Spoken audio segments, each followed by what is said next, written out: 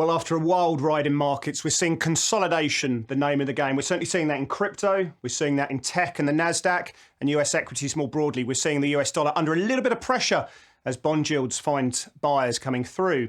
The question we've got to ask ourselves, is this the calm before the storm and the next leg lower in risk?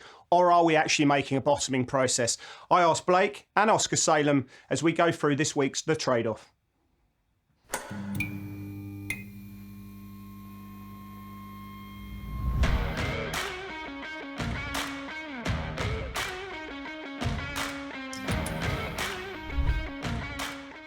Well, hi, ladies and gentlemen. My name is Chris Weston. I'm Head of Research here at Pepperstone. I'm going to be joined in 2 seconds by Blake Morrow from Forex Analytics, and we've got a special guest today as well. And as always, we're going to be navigating the various landmines that we're finding in these markets, the thematic, the setups, and everything that's top of mind when it comes to making moves in these financial markets, and of course, how you manage risks around that as well.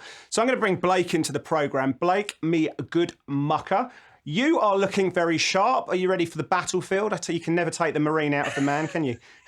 How you doing, Chris? You know, it's getting warm here, man. I had to take it down a little bit. You had to trim yourself down, mate. It was a really exciting show today. We've got Oscar Salem. We know Oscar very well. You know him. I guess you talk about him, but yeah, big personality on Twitter, social media.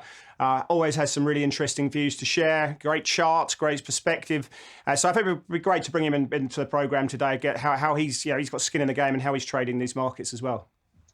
Yeah, I agree. I've worked with Oscar a couple of different times, and he is fun to talk with. Him and I think a lot alike as far as currencies go. So it's going to be great to hear his views and how he's seeing the markets right now, especially in this very tumultuous time and markets that we are experiencing. Yeah, that's exactly right.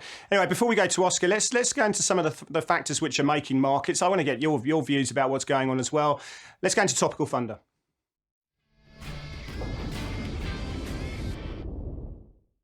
Blake, I always thought we'd start with sentiment. It seems to be the sort of perennial go-to point because I think we have to, really, don't we? Have to assess what's going on. The 3 R's, I call them at the moment: rates, risk, and recession. And, you know, this word recession specifically in the US, but we can go into Europe, UK, other places as well. But everyone's really concerned about what's happening in China and in the US. I'd say at the moment, the equity markets are pricing about a 75% chance of a recession impending. The credit markets are as well. We've seen credit spreads widening quite substantially. They're clearly showing that, there's recession risk. We're probably not seeing that so much in things like the VIX at the moment. I think if we were generally seeing recession, the VIX would be trading about 40%. And there's kind of distortions between other asset classes at the moment.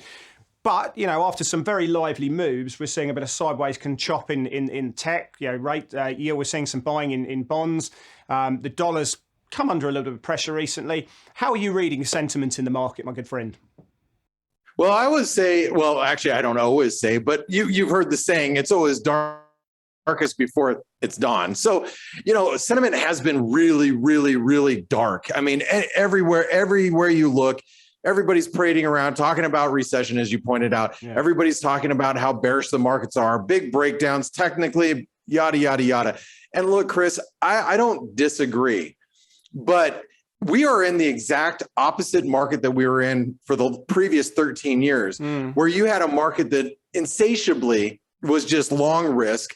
The markets kept going higher. And every time you thought there was a top, the market would start to come down, it'd break down, and then it'd trap every short in the market, and then we get a reversal. Yeah. Right now, the way I'm seeing it is everybody's bearish. We're probably going to get some sort of recovery rally after this consolidation. I think it's going to be short-lived, but it's going to be convincing enough. Let me ask you a question, to where it gets people long. That's what I think. Let me get you. So I reckon there's a bit of short-term upside. And credit spreads have started coming in. I think markets positioned bearishly and maybe get some upside, but I think we'd probably sell into that. If we do get a rally, you know, every time we get a rally, last 5 years, everyone talks about, this is the most hated rally. If we get a 5% rally in this market, is this going to be the most hated rally of all time? I don't know if it'll be the most hated rally. I think it's going to be the most loved rally. I think what we're going to see is the most hated sell-off of all time for the next 1 to 2 years. That's what I think. No, I agree. I was hoping you'd say something differently. My point, it was a loaded question. Oh, okay. Sorry. I think we're going to all-time highs and everybody's going to hate it. How about that? I think we might have got a bit more juice in the upside, but I don't trust this rally.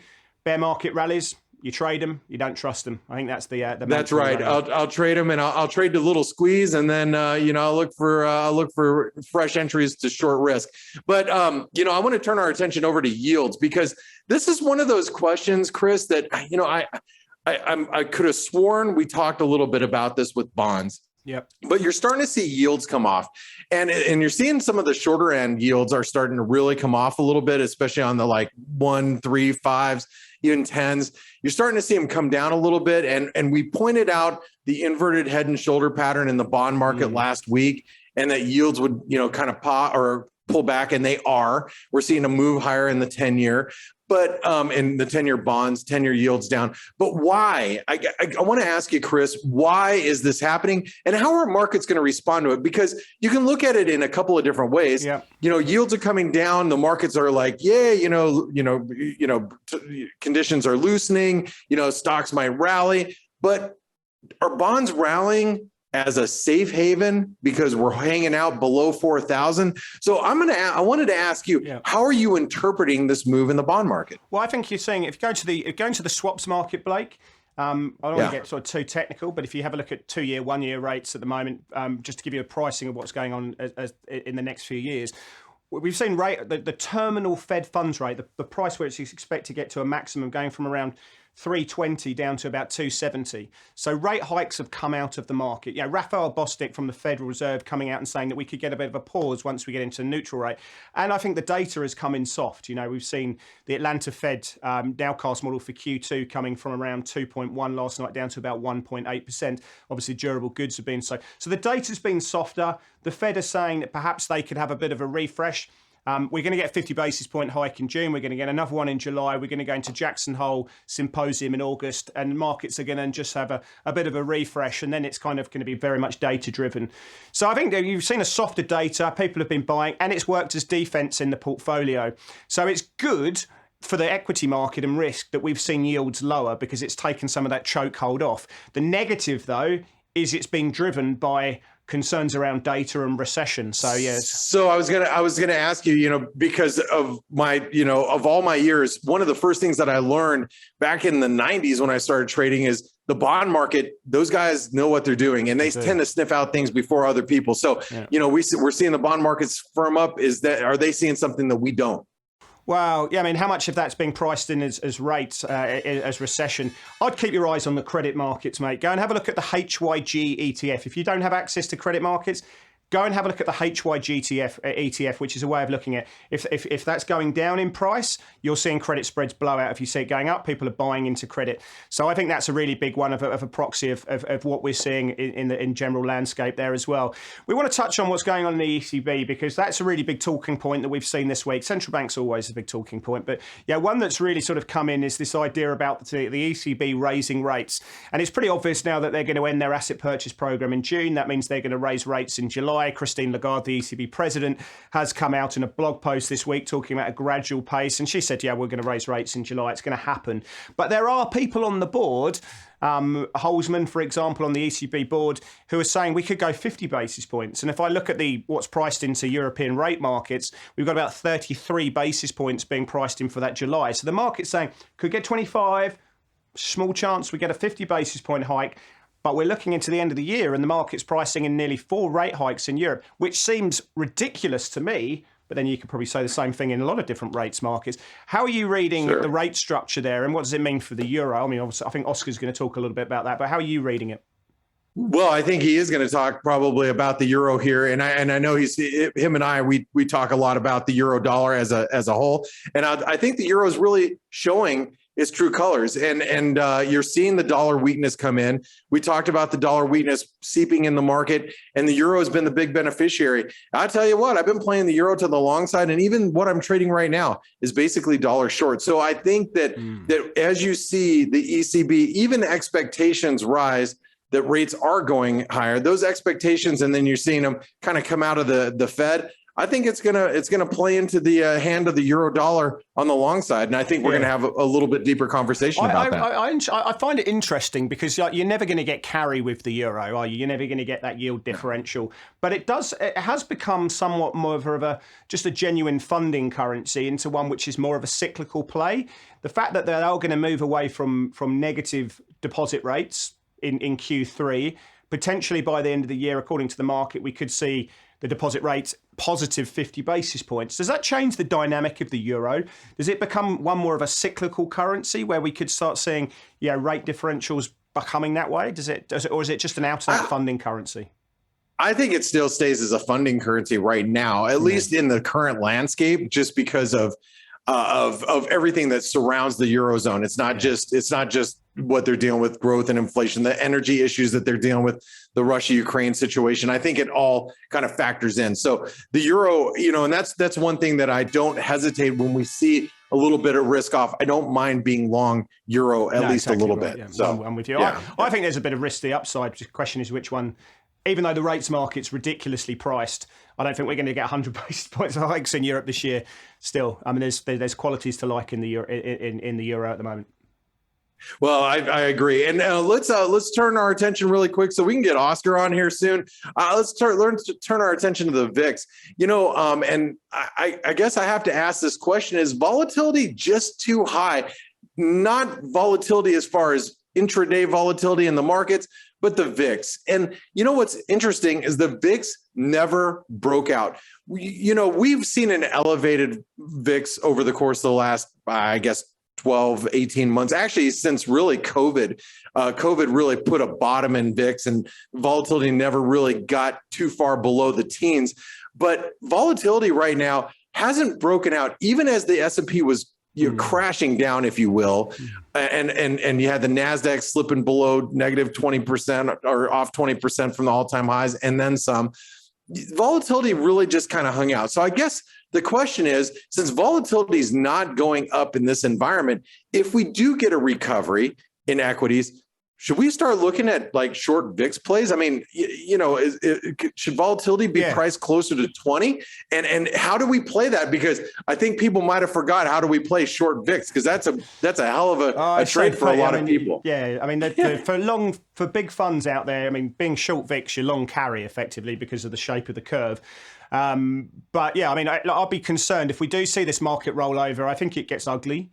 And I think that VIX trades above 35% and into 40, and I think long the VIX would but it could get really ugly, and I think we could see a bit more panic if we trade through. Let's take the S&P futures through those lows of 38.07. I think the VIX, people will go out and buy volatility, and I think we'd probably make a peak above 35%. But it's not going down, it's not really going up either. I think the market's really quite nicely hedged in the VIX, and they don't really want to do too much there. We're not seeing too much in the way of skew. If you look at normalized skew, we're not seeing any too much there, but I would be looking at that. If we do see this what I believe is the unloved rally going up 5-7%, then I think the VIX trades below 25%. But I think if the risk is we in the next week or two start rolling over, in which case then I'd be certainly expecting the VIX to trade above 35%. Then I would agree with you too. So I was hoping you would say something different so I could disagree with you. But the VIX is an interesting, the way it's the composition. A lot of people at the moment are asking why vols are not higher at the moment. There's a lot of other crazy factors that are going through in the calculation and how it's put together. But I think from a simplistic perspective, if we do see that going through 38.07 in the S&P futures, and it does look at implied volatility in the S&P futures, and then S&P, should we say, then I think we go above 35%. That to me, we talk about it all the time. What's it mean? Take your position sizing down, trade with a wider stop loss. Anyway, so let's go into the next section. We're bringing Oscar Salem into the program. Oscar, my good friend, how are you going, buddy? It's great to see you. I know you know Blake very well. Blake, do you want to say hello? Hey, Oscar, how are you? Great to see you again. Thank you for having me, guys. It's a pleasure. Why don't you, before we just go into crack on your market views, I'm really interested to understand a little bit more about what you guys do there at BCM Partners. So I started BCM as to manage money, right? We have separate managed accounts. We branched out a little bit. Recently, I've added a partner to the team because I am more of a technical analyst, right? I'm more of a price first guy. I think price always leads narratives. But as you guys have been discussing, the landscape has been very complex, right? There's a lot of moving parts, a lot of central bank activity. So I brought in a macro guy, a true macro analyst, a global macro guy that used to work in a very big hedge fund here in New York. And together with him, we've crafted a plan where the technical and the macro have to mix. They have to be in the Venn diagram. And when we see those two things converging, then we get interested in the trade. So it's not, Blake knows this, I'm a pure price guy. I trade on price. But now we've moved into a position where to navigate these complexities of global macro, we want to have a macro backdrop that fits into the technical analysis. So that's what we're up to right now. I love that idea between having agreement between price action, the flow of capital, and having that sort of fundamental background. And when you bring the two together, you bring a higher probability, because that's all we have is the distribution of outcomes. So you're looking at the probability. I'm going to ask you a question then with Giovanni, your partner, and yourself.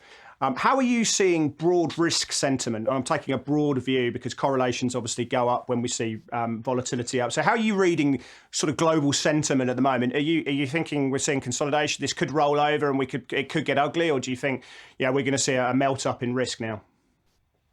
So that's $1 million question, right? I think that the biggest change that we've seen lately is behavior, right? I think investors have been conditioned by central bank activity, and that's dangerous, right? I think that in not only retail investors but institutional investors have been conditioned.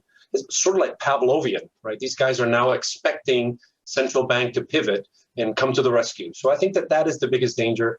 I am still bearish. I think risk is mispriced there. I do believe the Fed is going to be aggressive, and I don't think that is priced in. And I heard you guys speaking about the bond market. I do agree with Blake in a sense that I think the bonds are going to rally, but not for the reasons, not for good reasons. I think the bonds may start rallying because people are going to start picking risk-free returns, right? Now that you have, the 2 and the 5 year, giving you 2.5%, 3%, they're going to start saying, you know what, we're going to park money there. And we might see a little bit more of a rally in bonds, and I think that's going to be risk negative as a whole. Yeah.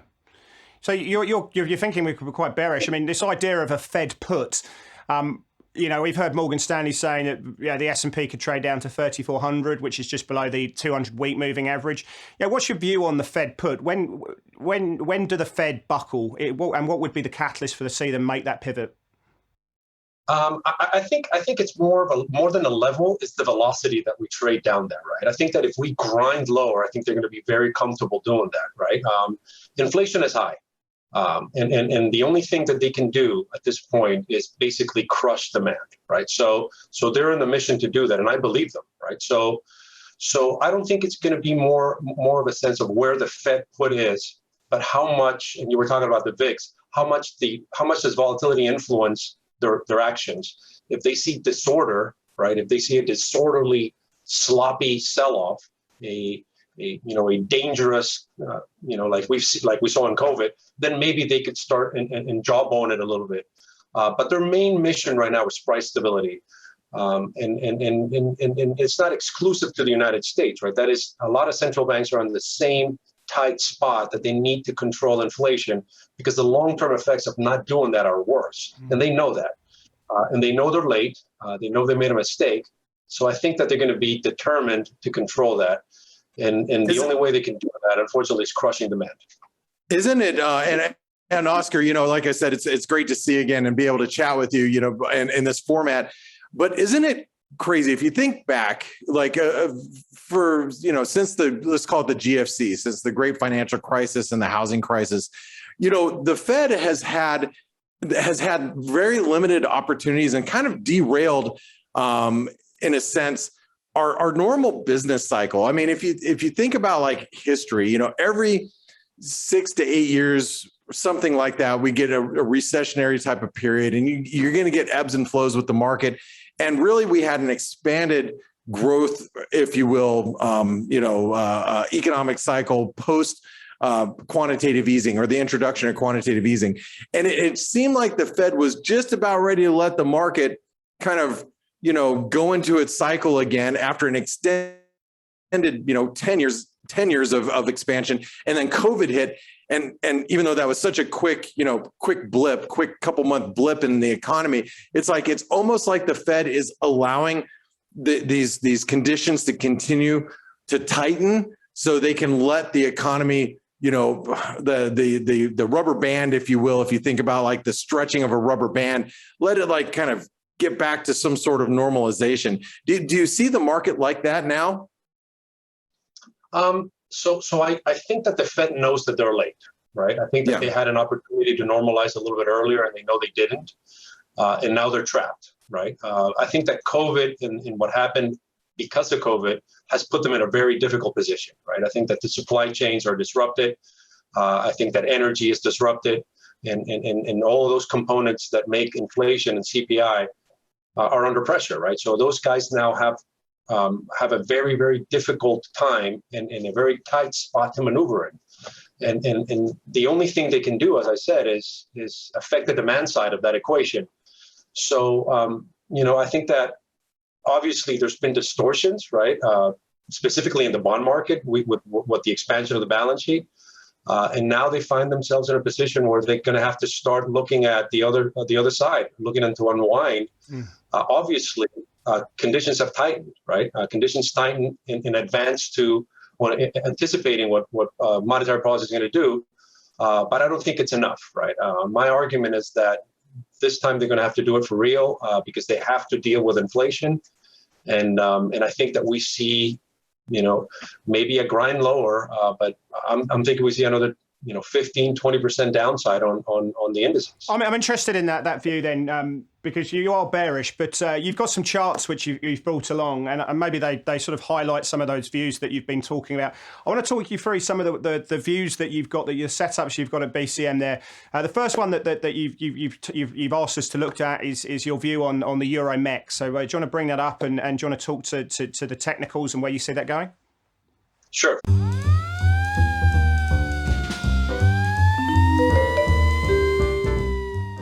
So one of the beautiful things about that chart is that it has an ending diagonal, right? And it has an ending diagonal with divergence, right? If you see the RSI stop making new lows while the price was making new lows. So that to me is price exhaustion, right?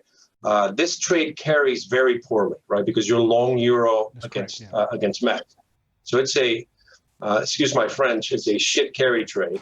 Having said that, I think that the price action here and our thesis around the euro, and we'll talk a little bit about that, fits very well on a price basis, right? I like the price action. I think that we could see this thing 50 to 80 big figures higher. We see price exhaustion there, right? When you see the RSI pivoting higher and probably going lower, you see price exhaustion. So I like that as a euro play, and I like that as a technical play as well. So we're talking what 22.44. Next one on the radar, we've got Euro Aussie. So if we can bring that up, guys, perfect. Yeah, do you want to just talk us through where you see that going and the philosophy behind this one? So that goes back as well to the euro philosophy. We think that the ECB is late. I think that the ECB has to play catch up. I think Lagarde has hinted at that, and members of the ECB have hinted at that. They are late. I think it's mispriced. This is also playing into a little bit of the risk-off mode that we see in markets. We have we entered this trade, I think, at a pretty good level, which we think it's the beginning of a wave 3 on a minor count. We have our stop set up. We've been in this trade for a few days. I like the technical backdrop of this trade quite a lot. But again, this has a macro framework around it, which is basically ECB is late. ECB is going to have to play catch up. And we like the ECB, the euro against other central banks that have already moved or have already announced it, right? So I think it's a catch up play for the euro. Really I quite like the idea there. obviously, if you were to get a bit of a sell-off in risk, then I think this trade works quite nicely, which leads into the next one really nicely. Yeah, if the Nasdaq's going down, then EURAUD, in my opinion, would be going up because the Aussie's going to get smashed as a high beta FX play. So talk to you through about your Nasdaq trade here. So, the trend is your friend, right? So I find trends and I'm a trend follower, right? That's what I do. That's my price, the way I trade. I see a count here, a legitimate Elliott wave count. I see a minor count within the count. So the wave analysis is pretty strong. I think that there's levels there that you sell it and you jump on this trade. Overall, I like the Nasdaq, like I said, 15 to 20% lower. I think it's going to be a grind. So I think there's going to be opportunities for us to jump into that trend and follow it lower. You just have to be very robust in your analysis and make sure that you have your stops in place and trade against the level, which is what I like to do, right? I like to put the Fibos, I like to find a level to trade against, and I like to go for it. I see this lower. I think that the market, again, is underpricing the Fed. I think that the Fed is going to be aggressive. Yeah. Interesting one. I'm sure there's a lot of people hoping you're completely wrong. But yeah, I think it sort of plays into what Blake and I was saying of selling rallies in risk. And the other one, which has been talked about, everyone trades it, is the euro dollar at the moment. You've had a nice move up again, probably another one of the faces behind the ECB. So why don't you talk us through your trades, your levels you're looking at here? Yeah. So again, I think we're forming a trend higher. I think that we think the ECB is late. I think that the ECB is going to have to play catch up here. We think that the dollar is also a little bit expensive. It's rallied quite a bit. This is an hourly chart. I like to break down my charts into fractals and put counts in them to give me levels to trade against. So I am trading against levels here. Today we added a little bit at 106.45, 106.50. We bought more. That's another thing that we like to do when we see it moving in our way, in our direction, and we find levels to add. We will add. We get aggressive. We think the euro ultimately could go to 108 and maybe even 110 or 111 in this move. Again, I want to highlight something. The move in the euro dollar cross higher will be corrective, right? So this is a corrective wave, we think, that could ultimately take it to 111. Some big calls. But then it's up. Yeah, some great calls there. We'll have to see how they go. But Oscar, you've been a superstar. We really appreciate you giving us your time today. And I'm going to say goodbye. But if anyone wants to get in touch with Oscar, we've obviously given you his handle, and you'll get the details in the description for the program. And so if you want to get in touch with Oscar and the team there, just reach out, and you'll see the instructions on the bio in YouTube and in other places there as well. So thanks, Oscar. Thanks for your time today. And I'm going to take it back to Blake, and we're going to go to the play of the day.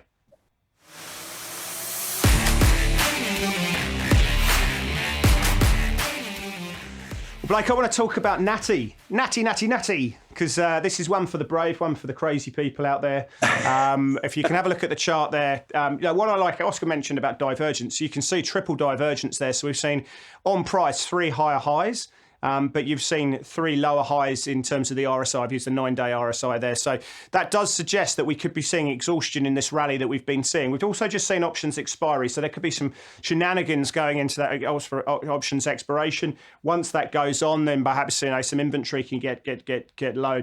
Also, what you can see on that candle, on that last candle there, is that we've got that pin bar reversal. Now, this is on one to watch. This, if you want to go short now, this is very, very, very aggressive. The divergence needs to play out. We need to see price moving lower. It needs to trade through the lows of the day. Then I think we get a move down into 750. So for me, all of this setup puts me on high alert to tell me we're potentially going to see a trend reversal. I want to see it trade through the lows, through 850. I think this goes down to $757. So that's one very much on the radar at the moment as my play of the day. Blake, what have you got? Well, that's very unlike Westy for you to try to pick tops, Chris. No. But I like the play. It's something we were talking about earlier today. But my play is going to be the U.S. dollar, Norwegian krona, and that's knocking on heaven's door. You like that one, Chris? I love it, mate. You're the pun man. You're the pun master. Well, the U.S. dollar, Norwegian krona had been reaching towards levels that we hadn't seen since May of 2020. And as we were approaching that $10 level, it started to topped out around 991, and we created a double top. That double top is actually broken below the 965 level, and that's where the neckline's at. And even today, as the euro pulled back a little bit, the euro or the US dollar Norwegian krona could not get back above the 965 level. So I think as long as it stays below, 970, we're looking for a move back towards 936. And that's going to be the 38% retracement. Now, I tend to think that if we stop at a 38% retracement, it's going to be a continuation, but I don't know. I guess it all depends if what Oscar was saying happens in the euro. So there you go. There we go, mate. So an interesting show today. I think, obviously, if you've watched this far, I hope you like the show. Please leave a comment wherever you can. Really want to see your comments. I know every week that we get some really, really intelligent views on the market, some great questions. So please do put your comments in there. We'd love to hear them. We talked about the euro quite ad nauseum today. Obviously, we've focused on the idea that potentially, the market needs to reveal itself. Oscar's talking about potentially rolling over again. It could get ugly out there. So keep an open mind. Respect the tape, respect the price action, and go with the flow there. So from Blake and I, thanks for watching the trade-off.